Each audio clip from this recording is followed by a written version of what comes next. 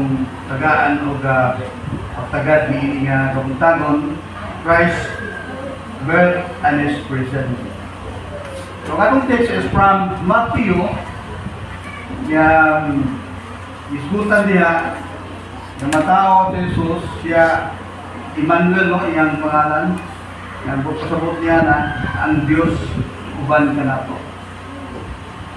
So, pero kung mo tanawon, ang presence niya as Ginoo nara siya before.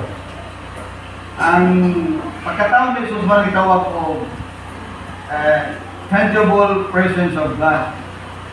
Ginanagit, pwede ni mo hitapon, pwede ni mo ma-istorya, makauban, pero before pa niya na, Emmanuel lang Ginoo. Kung nag-auban na siya sa iyahang mga katawhan.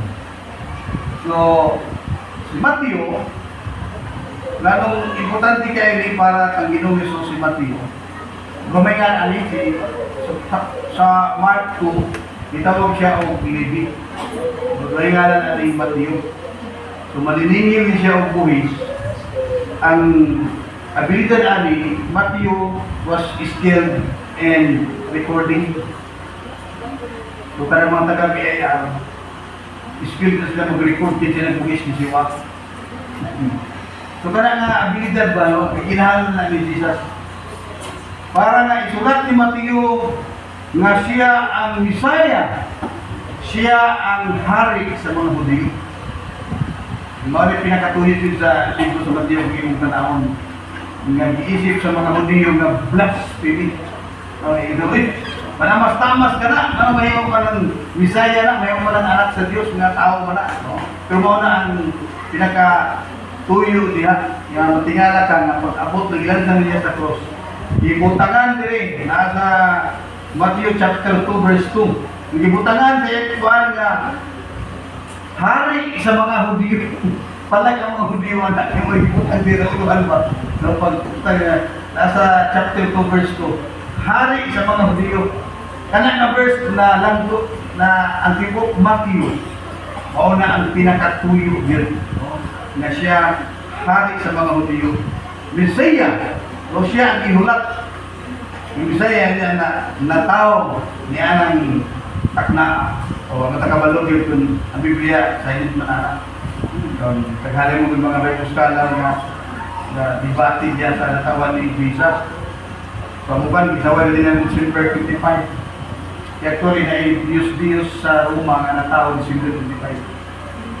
Kumana nga na-adapt na lang ba, pero actually wala nang ikutan sa Biblia ang pizza. Ang kita yung sa Biblia, panahon na tingtugnaw. Hindi na kayo tingtugnaw sa Israel, kaya lumabaya na Hunyo, na Disyembre, na Pebrero. Kumala mga Bible scholar na nagatupan na kanot sa agyod o ang ilang conclusion ay matudlo.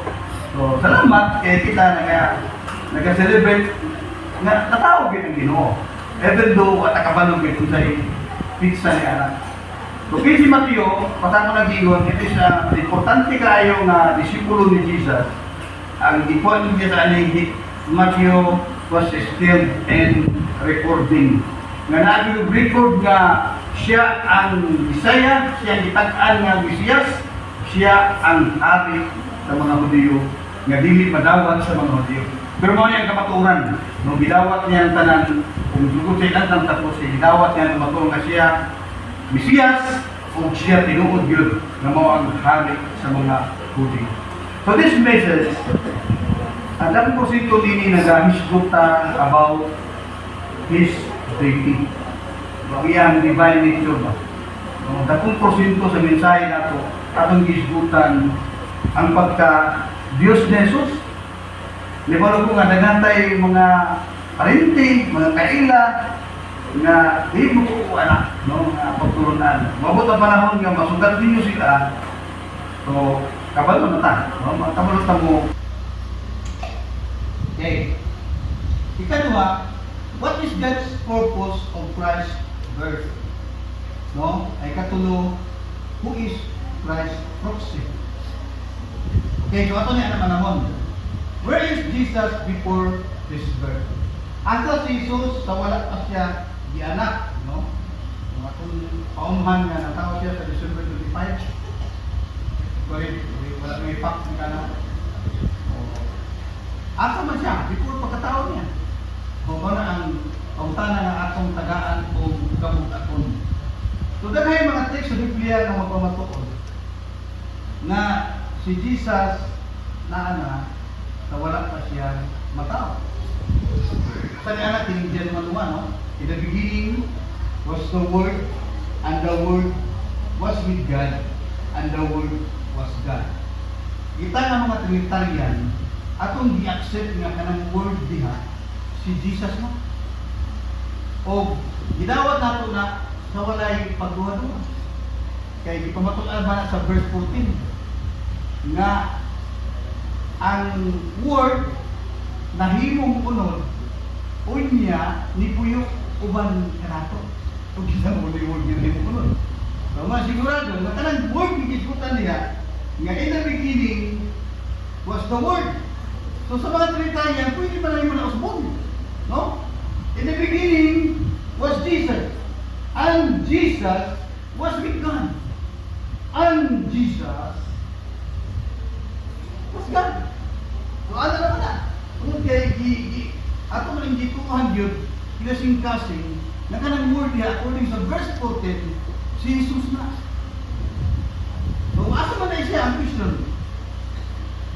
Ano siya? Uban din mo. No? Asa man siya? According sa Genesis chapter 1 verse 6, katong niingon ng Diyos, let us make man in our image. Madili pa ng mga angel sa iyong kauban is Trinity, no? Ang kauban niya niya. Asa si Jesus? Ang pangutana, uban sa Diyos. Nagiging niya, let us, kanang word nga plural niya, let us make mankind in our image, in our likeness, so that they may rule over the fish of the sea, and the birds of the sky, over the livestock, and all wild animals, and over all the creatures that move along the ground. It is a first assignment sa tao, man. Paghimo nila, it is plural uban si Jesus. Kung usap po di ka pag matuod, usa di ang first assignment sa tao. And the first assignment sa tao is manager. Very clear, no? From the beginning, ang unang buhaton na gihatag sa tao sa Diyos, manager. Siya na mag-lumana, manager. So, kasi yung mga pati, nag-eskwila o managing sa camera. Oh, di ba rin nga? Manager. No, nindot kayo. Kung akong kuhaon niya, ng pag-uban ni Jesus sa Diyos. Yan inyong with us. And the second one is, and God said, let there be light, and there was light. Kanang word niya nga said, unsa man. Ang Diyos mingon, imo na i-kuan sa, i-relate sa German 1. In the beginning was the Word. Kaya unsa may giingon? Unsa nga word nga nigawa sa baba sa Diyos. Jesus, di ba si Jesus word? According to Genesis. And John 1:1. So, paano na, God said, let there be light. It is word. So, agad si Jesus, o siya matao, naana siya. No? Naana. Muna ang iyang pagkagitawag ko, His deity. Pre-existence of Jesus, naghanip sa Biblia. Wala na matao si Jesus, pero naana yung mga pre-existence niya. Halimbawa, kita po, di batihan sa mga theologian, no? Katong niadto kang Abraham, o magasulti sa ila nga, kung ano nga tak na maandi ko, mga anak mo, maguling katawa o, mga anak sa akin, no? Katong nagtigbong kang Jiko, magkabantay mo niya ito. Pero sa pre-existence of Jesus, katong niuban, kung sa tragmisa, kung kapiniguban ko sa Tagayon, na natingala ang hari, di ba tuluro man na sila, kung nga nung naupat naman, so, naghahanin kayo sa Biblia, na mapapatunan na mauna ang pre-existence of Jesus. Nagagamit o mga manununda. No?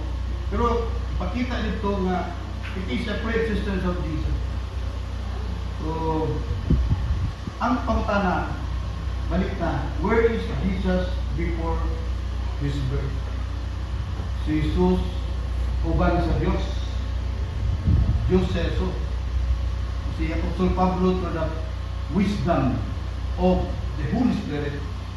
Kaya hindi ko ganyan ang Pablo na bunga sa iyang pagpuun, bunga sa iyang pag-study. It is the Holy Spirit nga nagkapanayag ng Apostol Pablo. Nga makasulat sa kang Titus ingon ani. Kasi ingon sulat nga, looking to the blessed hope and the glorious appearing of our great God and Savior, Jesus Christ. So ambot, kung yun sa paggamit sa mga utok sa uban ng mga nagahimo o religion, saan nila pag tuis-anan ang kamaturan na He is great God and Savior Jesus Christ. Pero, mulusok niya po sila. Kaya mo nag-ingon sa Hebrew, mo nag-ingon sa Greek. Kaya po, mulusok ihapon. No? Kaya po naghanap kayo ng grupo karon. Nga, si Jesus yun, dili Diyos. Ihapon na. Napangutana ata si Jesus, so pa siya matao. Ang tubag niya na naa siya sa Diyos, nagtiguban sa Diyos, and then dili lang Titus na gisulti ni Pablo na sulti siya sa Colossians, ang nagari wala na to. In Colossians chapter 1 verse 15 to 16 nga si Jesus diya creator, ang tanang mga butang gihimo ara. And the Son is the image of the invisible God, the firstborn over all creation. For in Him, all things were created. No? Sa iya. Pinaagi kay Jesus. Pinaagi kaniya. Ang tanang mga butang na nahimo. Creator siya. Ikaw si Isla. Unya, takawaran, things in heaven and on earth, visible and invisible. Tutanga na. No? Gingan lang. Whether thrones or powers or rulers or authorities, all things have been created through Him and for Him. Gihimo tanang butang para sa iyo. Ikaw gihimo para kay Jesus. Nakumiyon ka unsagi angay unahon ning kinabuhian. Unsa ang unahon nimo? Kini nga verse mo para sa imo. Ang unahon nimo, nabuhi ka para kay Jesus. Wala kang buknon lang yung kalibutan na, nagmitong yung binitanan, uyab-uyab sila, namityo sila niya, natao ka. It is controlled by the sovereign God. Nanibutok ka sa kalibutan para kay Jesus. Magmumulan kung kawan sa inyong kinabuhi, tingin ko nga, ang sa'yo, pulos tingin kinabuhian. Hindi nga best, butubag sa imo. Naghihimo ang tanang butang through Jesus and for Jesus. So, nindot kaya niya kamatuuran mga igsoon. Tungkol kayo mo kurik ni sa atong ikalibugan, sa atong kinabuhi. O nang Jesus and kanang verse sa taas, verily truly I tell you, Jesus answered, before Abraham was born, I am. No? Wala pa matao si Abraham na anak ko. Yung mga parisyo, yung mga huli niya, hindi po rin nagbato. Kabata pa yung upay ka masigwita anyos. Upay ka masigwita anyos, hindi ko nakawa sa barang anak ko. Pero nagkasulti siya sa iyang divine nature, o sa iyang pagka-Diyos. Mga itong mga pre-existence niya, naana siya before, ang mga panana, ang mga theologians na nagpa-panana, dibatyan na nila kay merely engines wala gini. Nga kini, mo ni, dagan na mga maglunday gamit sa Ginoo. Yung Ginoo kanunay mga Emmanuel sa Israel. Kanunay siya Emmanuel, kanunay siya nag-uban even though walang pamataw si Jesus. Emmanuel na siya. Kung kanunay siya naa, nag-uban. Kasi dahil ipanghimo sa Israel na nakita na niya iya bang i-allow ang silot para ma-disiplin ng Israel o pugnan ba niya? Yung mga panahon nga pugnan niya. Hindi siya ari ang dito. That is a Emmanuel. No, nagkauban kanunay ang Diyos. Pero pagkataon ni Jesus, it is a tangible presence of God na pwede kapon, pwede gapson, pwede mag-uban na sila, ipakita sa Ginoo ang katong actual presence niya kung naay Diyos kung sa kanindot ang palibot. No? Diba si Jesus? Diba wala sakit? Wala sakit. Tanan na ayo. Na si Jesus? May problema. Pagkaon. Kaon na niya itong mga lilibo ng mga tao. Na si Jesus? May problema punos. Kaya pagilumon. Tingnan ang presence of God. Pag na ang presensya sa Diyos, tanan sulbat.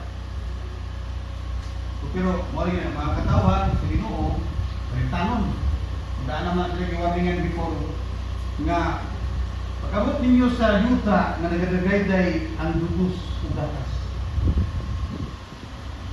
Kaning kamuti ninyo nga dili mo kalimot sa ako. E kung di mo kalimot sa ako, magapaday kong panalangin, bugbog, blessed panalangin sa inyo. Pero kung makalimot mo sa ako, padalhan kamo og COVID-19, mga diseases. Padalhan ko mga diseases, mga sakit. O tama kayo ang Diyos. May ako na panahon nga, kalimtan din siya sa Israel. Even though, nagkapabilin ang iyang pagka-Emmanuel. Na siya kanunay, pero ginadawat niya ang kasakit. Nabatikon nga naa ka, pero wala ka agda. Manang Holy Spirit masubo o mabugnaw usahay sa akong ginagawa. Ngayon man tanga anak ka sa Diyos, si Jesus at nung i-accept as Lord and Savior, so gisigiwan ka na anak niya, pero pag magkinabungita, mura by Holy Spirit. No? Kung nang itiyo si Mana, nasubo ang Holy Spirit. Kung ano yung naitabo sa Israel before. Ibig siya, Emmanuel, naat ang tunay, pero ang Israel nagpadayon sa kalimot, nagisulti sa Ginoo sa ila. So, kini nga mensahe, magkapahitundong ka nato nga yun, aso si Jesus, wala siya matao, siya uban sa Diyos, siya Diyos, uban sa paghimo sa kalibutan, uban ka ng mga butang ihimo para sa iya, apil na tayo. Mana na dapat, gawin na ka, na Lord, dili ko, wala ka matao ng kalibutan ang gitawag ng unwanted child. I am wanted child to you. Wala yung unwanted child sa Ginoo. Sa ato na. Kaya bata unwanted man na, punita na. Sa Ginoo wala yung unwanted child. Tanan are wanted child. Hindi mo na para sa Diyos. Unta, ma-open na itong mind na di ka basta-basta. Hindi mo ka para sa Jesus.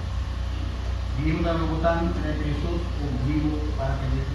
Colossians chapter 1, verse 15 to 16. Okay, so ato ta sa aduhang pangutana.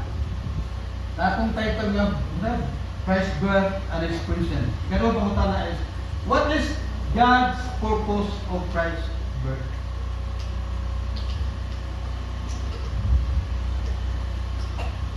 Unsay katayuan sa Dios sa pagkatao ni Jesus?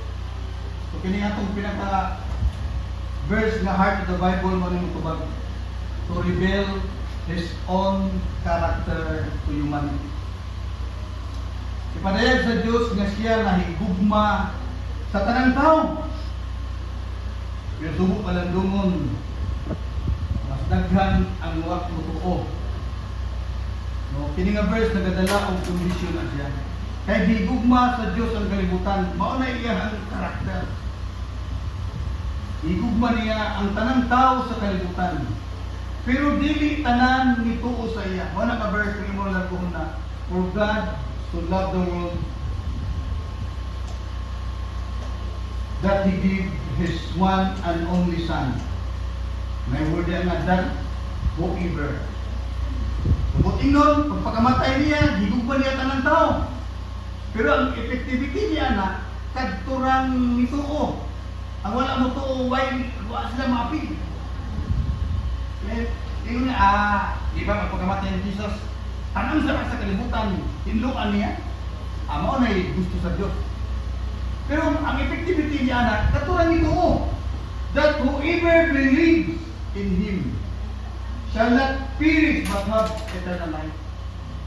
So, unsay purpose sa pagkatao ni Jesus, iyang ipadayag sa tanang katawan sa kalibutan nga ako nga gigugma sa inyo. Pero ang pasawag nga gihugma mo na ako, dili ko magpadala og judgment. Naa. Pero makagawa sa iyang judgment, kadturan ni tuo, dili malaglag, kung dili makabaton sa kinabuhi walay kapas. It is a great revelation sa iyang kinaiya sa paghigugma. Wala in 1 John chapter 4 verse 8 sa giingon diha. Whoever does not love does not know God, because God is love. So, naka-kunikta ang imong pagkahibalo sa Diyos sa paghigugma.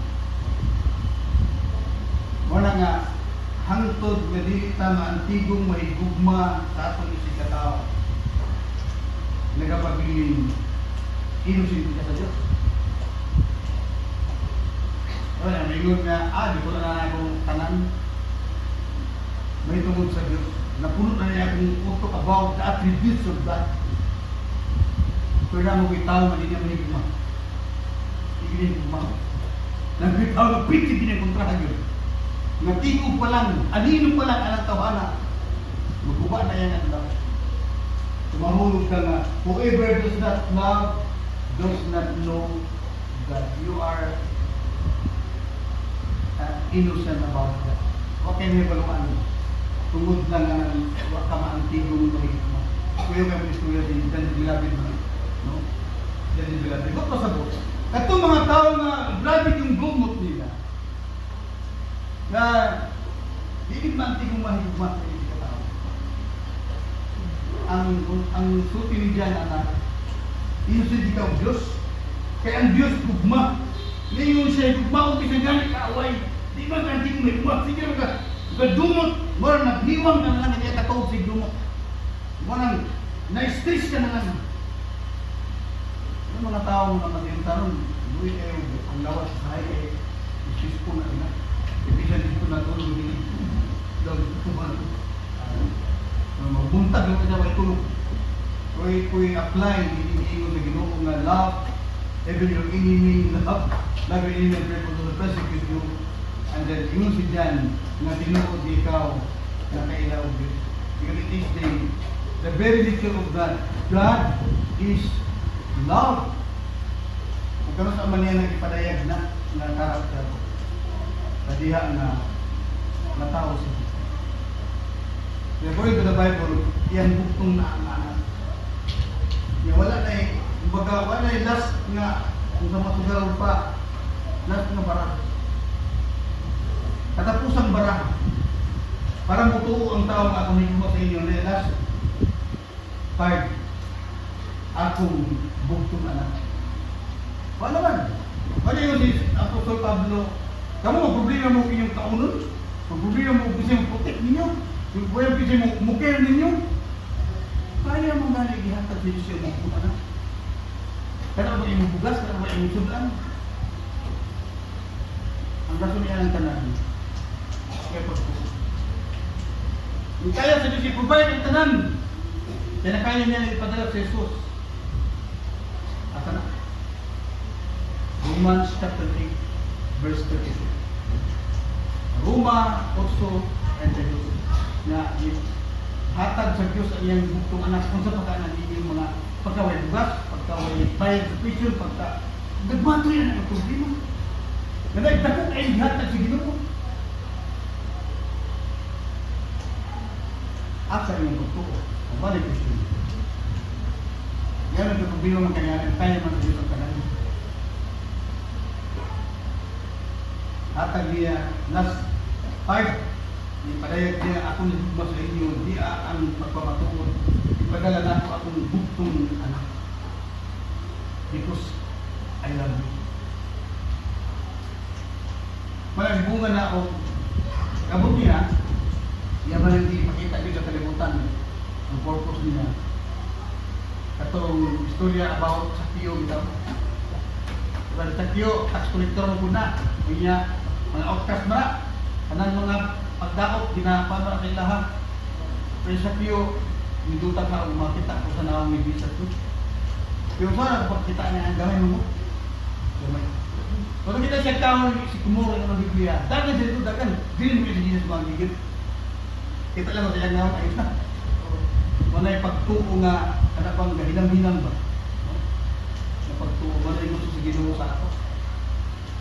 Nagkaroon ka na si Jesus, buhay sakit, si Jesus ba daw patay? Meet na po Jesus. Wala yung moto ng sakyo. Takad siya. Kana niya. Kasi magdahong nga siya yung pinaka-espesyal person. Sakyo na ako. Matong sa inyong balay. Diyan ang gisulti nga niya ang anak sa Diyos para magpangita sa mga nangawala. And Luke chapter 19 verse 10 again. Luke na diya. Lucas kapitulo o pagpangita sa mga nangawala. So mag-picture out din mo. Muna pinaka-purpose sa Diyos nga masabta na ito nga inihugmat na niya. Dili siya buot nga na ay ma-impirano. Kung saan niya mo responsa na? Grabe na ang cost of his love. Tangan-tanan na ba? Iyan ang gidil, iyan ang ipagabas. Last is his begotten son. Pero tayo gina-reject. Maunang sa John 1, matagal naman John 1. Yan ha, si Jesus, isa likuwe ninyo. Pero ni Anha, si Herodes, si Pilato, yan na si Caesar, inyong gilawat. Kung tanawin mo ang iyan man ba, iyan istorya niya. Yan ang mga leader sa Roma, inyong gilawat. Yan na si Jesus, wala ninyong gawata. Muna in verse 12, ang tanawin ko, gilawat ka niya, tagagkatungod na mahimong anak siya. Tumalig ipaabot sa Ginoo sa ako. Last niya na revelation, magpadayag niya na I love you. Padalain na kung ipakita na nahigma ko sa inyo kinabuhi sa aking anak ang bigatin sa kinagbisan matakaila, magpasalat ang dag ko, ingon si Pablo. But God showed His love towards us, and while we were still sinners, Christ died for us. Ginoo rin mo kayo mo. Kaya kasagaran kita atong labanan ng mga tao. Kita mo laban ng mga bubuy. Pero ang Diyos, bubuy ta, makasasalat ang dagko. Si Jesus, itubutan niya mamatay para sa atong mga sala. Grabe na, no? Grabe na nga katuyuan sa Ginoo sa ato. O nang dapat ma-realize na ato na kita putunda mubalos sa iya. Ako the essence of Christmas. Ang tagal na diwa na isin. The essence of Christmas is give gifts. Pero i-practice na ito ang changing gift. It is not the essence of Christmas. Ang essence of Christmas, hatag na hatag ayaw dahong balos. Ang mga essence of Christmas. Kung gina-practice na ito, may pata, silahan-lahan, changing gift. Pag-anak nga tuwa, isa katos dito. Ang iya, 99 no mali. Masuk na. So, mayroon na nung away no mayroon na. But that is not the diwa of Christmas. The diwa of the essence of Christmas is giving gift. Give gift. Ayaw mo dahon nga balusad na. Di mo ko na na. Karong December 30. Ang akong pag-ampo ng kiningtalan na kadungo mo balik. Kaya ato man i-celebrate ang essence of Christmas. By giving gift, manganta ta o na di kayo buhatag. Kaya ang kalimutan lahi, manganta sila. Kung tagaan 5 pesos matuko. Kaya nagitarak mo sila, nagkumbog mo sila. O yan, tagaan ng 10 pesos matuko. Kung di na manganta ta, kung kita yung buhatag. Because it's the diwa of Christmas. The more ang essence of Christmas, hatag ang Diyos nagkahatag. Dihatag niya yung bukto ka na. Huwag siya mabukto. Pinsay, mubalos niya. So kita ang voluntaryo nga tukuhan o dawaton si Jesus ang bihog na lubuhan. O ang Diyos nagkatag promise, yung kamong mga anak sa Diyos, mo na kita. O kakong pagtala mga igsoon, kung ang tao mahamtong na, di ba, hindi ang Biblia o mahamtong na kinabuhi kasama kay Jesus. So, di mo nang ikinabuhi ng giving gift. Ay na paggawa ng changing gift. Kaya mag-away-away na naman tiga mo yung daw na giving gift. Mara ito kaya kita itagaan sa Diyos sa iyang bugtong anak nga ang nindot niya o pagalit na kaila papatay luhaw about Jesus nagpakapatay na tapos ni Pablo. While we were still sinners, Christ died for us. Para ako is the greatest gift of all. Nung mag-ayon ta, Lord, ibalik niyo mo langit. Because kay Jesus, siya ang nahimong na-impierno dito sa Calvario kung kita galon niya sa langit. So that's the first, and then the second thing, mayunta na, kung sa'yo katuyuan sa Diyos ng anak si Jesus, iyan ipadayag ang iyahang karakter, ang iyang pag-iuma sa mga tao. Pero wala niya, butang igaw na birahon, kung di kagaan ang kagawasan, ang nanging siya whosoever believed in him, did not kill him without eternal life. So that's the second thing this morning. Ikatulo, who is Christ's proxy? Ito na ibalo na si Jesus na tao, kunya, pagkatao niya, 12 anyos pa siya, nagdibati sa templo. Tingala ang mga maalamon ng bata atay, kung siya anyos pa para ito tayo. O nag-end ang record sa Biblia. The Bible silent in 18 years. No? Kaya nag-end sa 12 years old si Jesus, nibalik sa 30 years. So asan may 18 anyos? Ditubag nga sa verse nga, siya may tubo, lumimot ang tao ng Diyos. Basta ka ng 18 years, naging silent ang Biblia. Pagka balik niya, 30 na ng edad. Wala gawa sa kibutis, muhag niya nagsunod sa ministry. So ang kinabuhi niya kung tanaw niyo mo, niabot ang punto nga siya, bilang sang kapos, namatay, nanangitag na, kasi magagala sa mga salat. Hindi niya naganaw, yung pagkabanaw niya, before siya dipatay, gagana iya ang istorya nga na yung pulis sa iyo. So, maayo, bulakaw ko, para na yung pulis sa ako. Pero ang pangutana, ano maayo man? Nasabtan sa mga Bible scholar, anong maayo? Unlimited na ang percent. Si Jesus, ang iyang presensya na sa Israel. Pero ang may pulis sa iya, kay Holy Spirit man. Diba? But the advocate, the Holy Spirit whom the Father will send in my name, will teach you all things and will remind you everything I have said to you. So the presence of the Holy Spirit nagalukop sa universe. Kung ano may mga nagalukop sa universe. Kaya kung na Kristohanon sa Mars, abtun sa Holy Spirit. Kung na Kristohanon sa bulan, abtun sa Holy Spirit. Limited only in the earth. Kung na ang iyong presence is nagalukop sa tibuok universe. Kung ano ay mas maayo na akong musaka, kaya mo po yung Holy Spirit. Kaya ang presensya is unlimited. Ang tanan kuyan, ang tanan nga nagatuo kaniya kuyan. Muna proxy. Muna proxy. By this he meant the Spirit to all those who believe in Him were led to receive. Up to that time that the Spirit has not been given, wala pa mo descend ang Holy Spirit, wala pa gata ang Holy Spirit. Since Jesus had not yet been glorified, wala pa siyang kayab sa langit. So ang Holy Spirit, wala pa po. So tanaw mo in detail sa Acts. Ang tawag sa Agir, itawag ng Pentecost. So ang Pentecost, pasabot, gikan sa iyang pagkamatay, 50 kaadlaw bago ang Holy Spirit. Mali, tawag Pentecostes. O dito na ko na proxy na.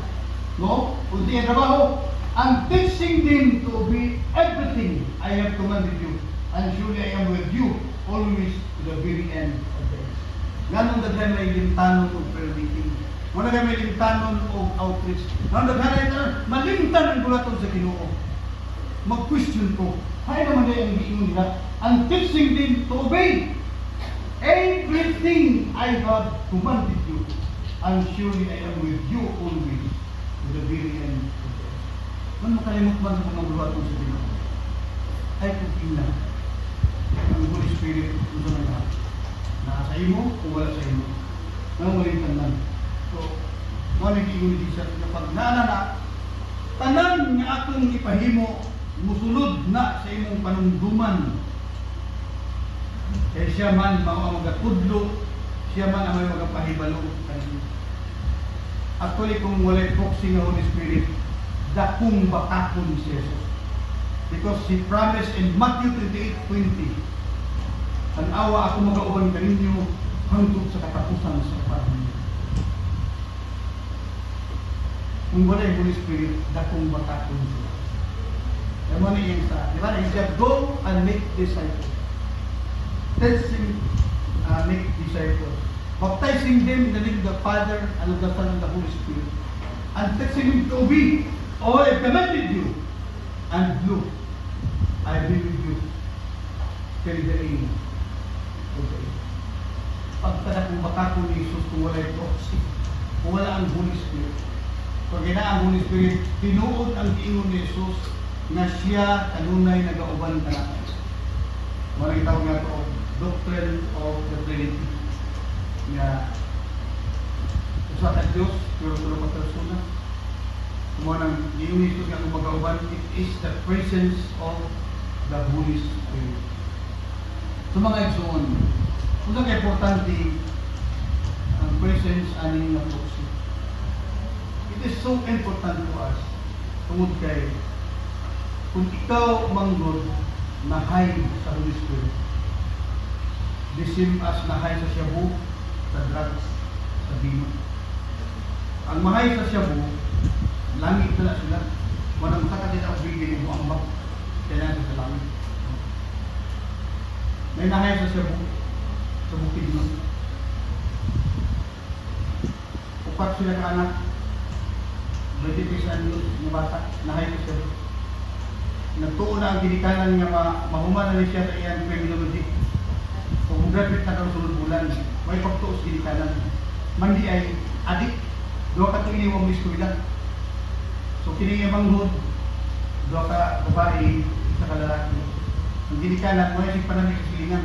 Nang mong graduate na iyang anak, mandi ay nahay sa siya. Anong gabi gawlat, natulog ang iyang amahan o ang iyang mga suon. Niabot ni para main ng tanan niya, nilawag ng ginikanan. Igadala siya o maso o bara, ipangbura ng ulo sa iyang ginikanan. Patay ang amahan, patay ang inahan, patay ang katong sunod niya. Nakabunan man sa habong kong duha ang bata. Mura na bulit. Pagkabutan taron, napin na pag-ipos. Imbestigan ng mga pulis, paglibok ang pulis. Wag yun, lisod. Katulad mga bata ay lang ko, ano sa may ginawa niya, ingani, yung ginako ingani. Iduin-duin sa mga pulis. 3 months na. Hindi na mga pulis, istagahan tayong magulang. Ato sa eskwelahan, tinong pag-uundang nito. Bago sa eskwelahan, 2 years na mga sir, undang sir. Hindi pa sa ali. Adik man na. So, dala nila sa psychiatrist ng bata, psychologist, ang conclusion, maulaw siya na ipanabig ng mga berbi. Para mawa na ang ulaw, pamakti na niya kami. Hindi na ang mahay na siya. Pero kung ikaw mahay sa Holy Spirit, hindi nga niya may patuloy. Love, joy, patience, love, joy, peace, patience, kindness, goodness, faithfulness, gentleness, and self-control. Ang pangutana, are you high with the Holy Spirit today?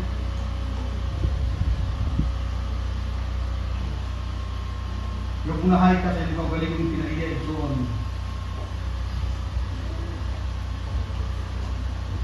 Masubok ang Holy Spirit. Siya proxy ni Jesus. In the name of Jesus, dahil ang anak sa Diyos. In the name of Jesus, kung ianta sa Holy Spirit, muna himua nga si Jesus imong Lords Lord of Lords and King of Kings. May tabok na isuon nga ang dideklara ni Jesus nga ikaw sugat o kasin sa kalibutan, mahitabo na. Pero hangtod nga baliwalaon nimo ning proxy, ang Holy Spirit, imposto tawag na.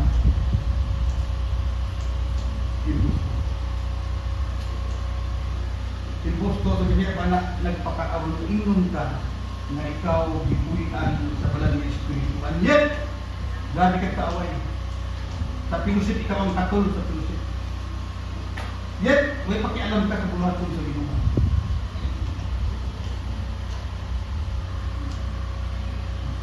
Ang proxy ng lihatag ni Jesus, naa siya bisa asa na. Ikaw sa Kristohanon, mutandog na sa iya ay mong kasing-kasing na ako'y pahariha. Kung ikaw din Kristohanon, mutandog ka sa kasing-kasing na kinahanglan mo ang Lord and Savior Jesus Christ. Panindog ta? Mawalandog ta ng inyong mensahe o Ginoo sa ato. Meron ba nato? Pagkataon ni Jesus ang iyang presensya. So this time, sa kinika, hagit sa kasing-kasing kamatagosa na malandong ka. Tinuod bagyod nga kung gipuyan sa Holy Spirit. Kung ikaw gipuyan sa Holy Spirit, magkasugod na yan kung John 1:12. Yung dituuhan, bigawat sa Jesus, sinyuhan ka na ikaw anak sa Diyos. Kung wala na may tabutad sa inyong kinabuhi, di mo ang karoon gusto. Pero kung ka na nahitabo na dugay ng panahon, pero still ikaw nag-listen sa Holy Spirit, nga kong advice, surrender na karoon. Dili ka din magmalipayo ng inyong kinabuhi na. Kung kanunay ka naman biso sa kahong sa Holy Spirit. May pinag-address na buhaton, surrender na.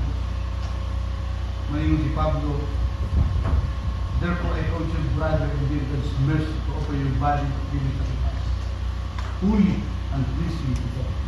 This is your worship. Alam daw, dalay ko na mong amahan. Salamat sa mensahe.